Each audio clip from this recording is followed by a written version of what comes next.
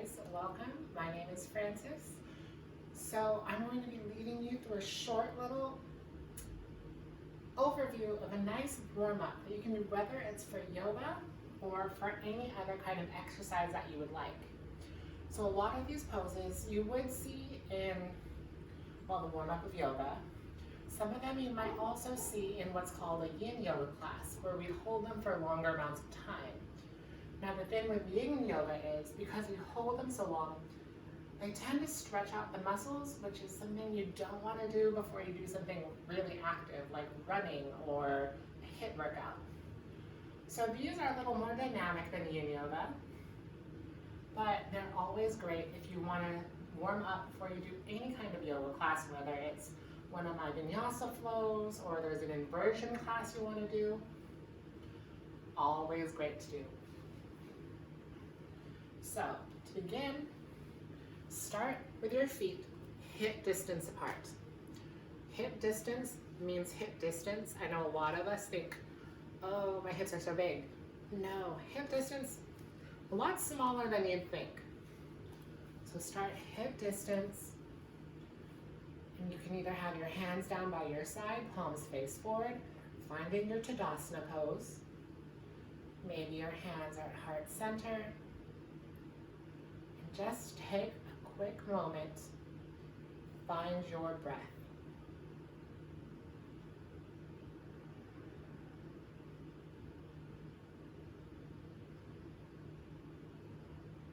Now in yoga, we like to call it the Ujjayi breath. It means victorious breath when you translate it from Sanskrit. So doing that, you're going to constrict the back of the throat just slightly. So you create an oceanic noise like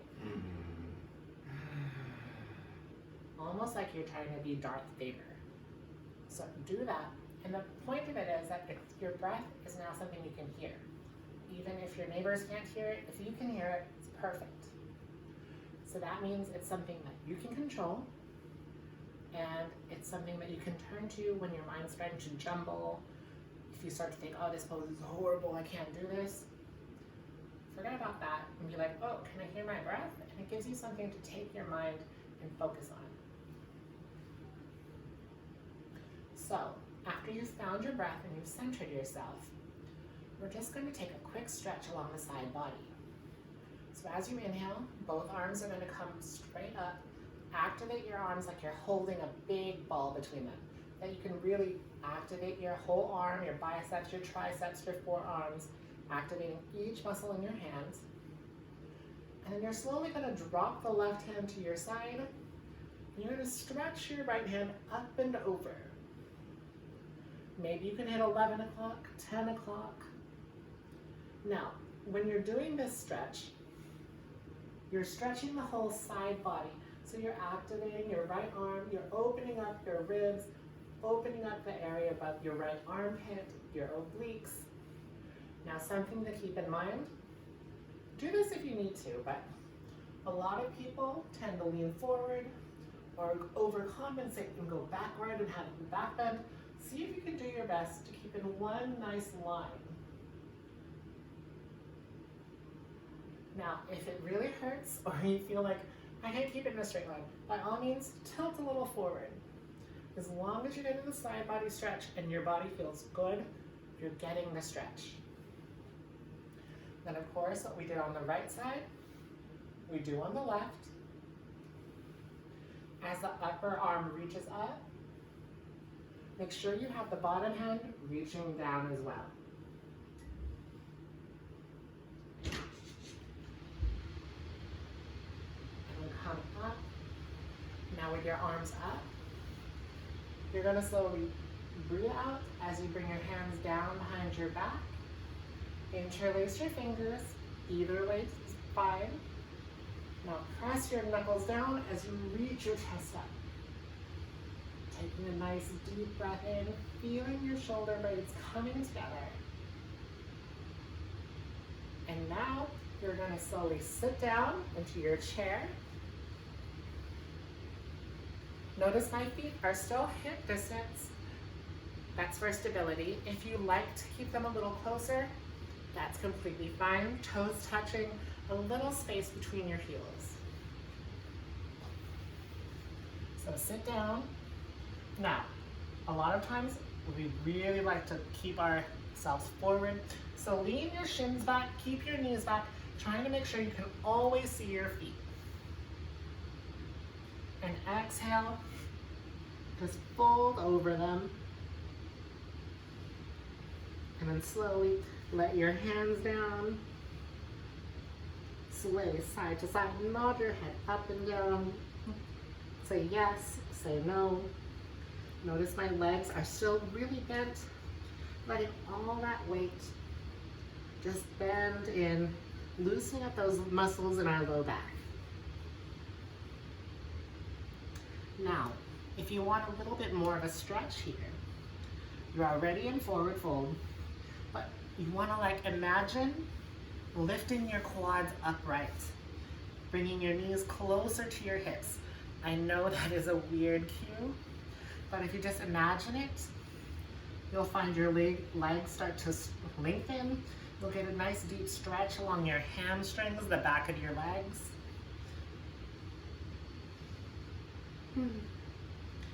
Always you can sway side to side. And now bend your knees a little and simply step back into a tabletop pose. So in your tabletop pose, hips above knees, shoulders above wrists. Index fingers are pointing up, straight up, forward. Taking nice deep breaths in your tabletop.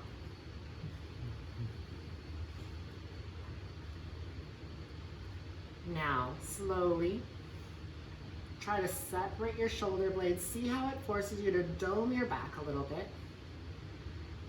Keep breathing out as you push into the floor.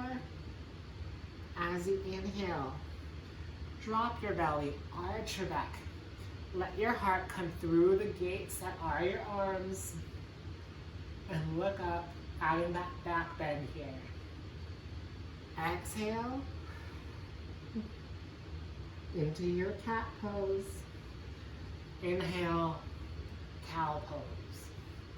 Now, you do that as many times as you'd like. If you want to make it a little more active, and add in a little wrist stretch, which is always great. You can all use a nice wrist stretch. Start to add circular movements. Now, you can always go side to side like your spine is a jump rope. A nice way to add the wrist stretch here, starting on the right, as you go back, dome your shoulders. As you go forward, arch your back. Going in a nice clockwise fashion here. No idea if it's gonna mirror the video or not, so if it looks wrong, I promise I know clockwise. And now change it up.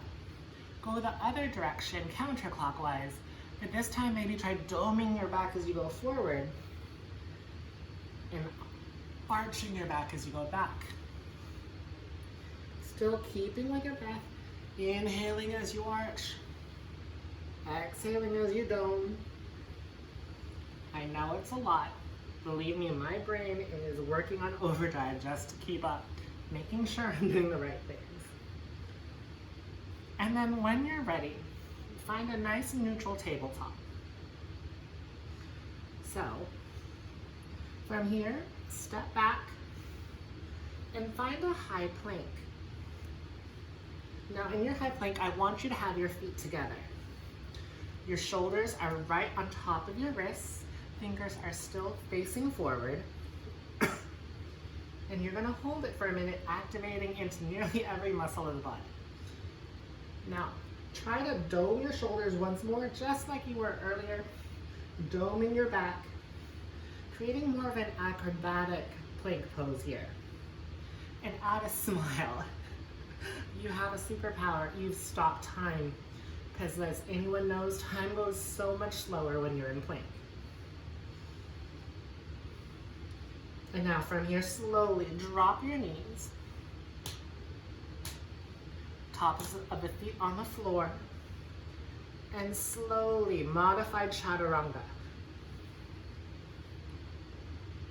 So if you want to note that, notice that I didn't just go whoop, flop straight down. Keep your arms active, and what you're trying to do is bring your elbows into your side, trying to make an L shape with your body, just as you would in chaturanga.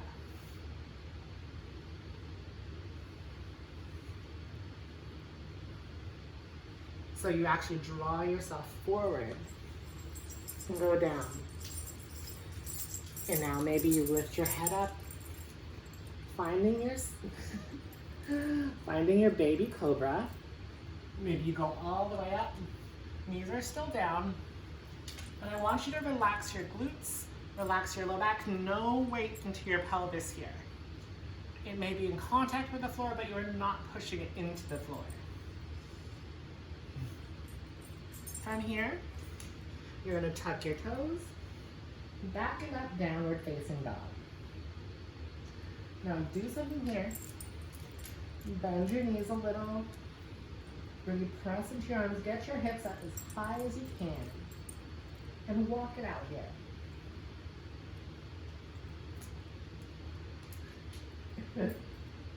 This is Hope, you guys. If you've seen my videos, you know he likes making appearances.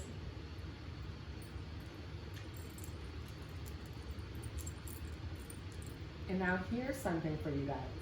I know some people have had some issues, so step your feet forward just a step. Bend your knees and take a step forward, halfway lift. Exhale, forward fold. Inhale, all the way up, right? Palms meet at the top, gaze follows. Then exhale, hands to heart center. A basic vinyasa. Now, adding on to this, because I do want this to be a warm-up, and hopefully you can take parts of it to no matter what you do. Down dog and tabletop. Do put some pressure on the wrist. Tabletop, not as much. Down dog, definitely. In down dog, you want to make sure you're pressing into your index knuckle and all your fingertips. That way, it helps relieve some of the pressure from your wrists. Sorry. Now, even if you do all that, it's still pressure on your wrists. So a nice little way to stretch your wrists that I've learned from a friend. Palms together. Now slowly open up your palms toward yourself. Ooh. Roll your hands so the back of the hands meets. Slowly roll your hands down and out. And repeat that just a few more times.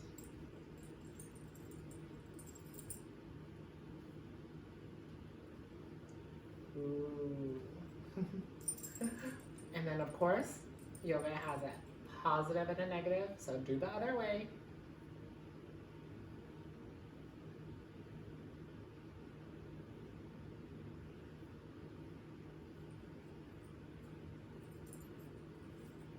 Awesome. And so keep doing that wrist stretch as much as you need. And that is a basic yoga warm-up. Granted, you can always do more vinyasas. We went through a very basic with a modified chaturanga. And I think next week we'll lead on from that, continuing right from here where we left off. Anyways, I hope you guys have a great day. I hope if you're working on a home practice, you've done enough yoga classes where you think you know what feels good. Hopefully you can incorporate some of this little warm-up into your own practice. Anyways, my name is Frances. I hope you have a great day and thank you for watching. Namaste.